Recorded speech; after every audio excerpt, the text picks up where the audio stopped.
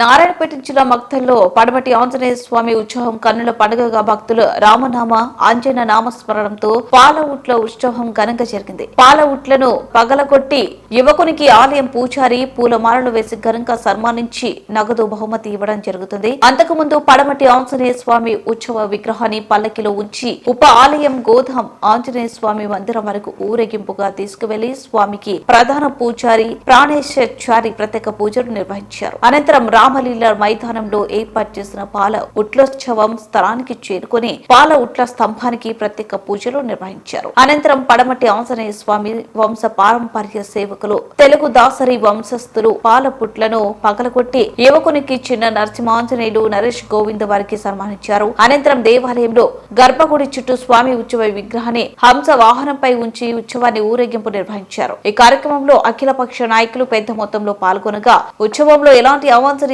సంఘటనలు జరగకుండా పోలీసులు బందోబస్తు ఏర్పాటు చేశారు.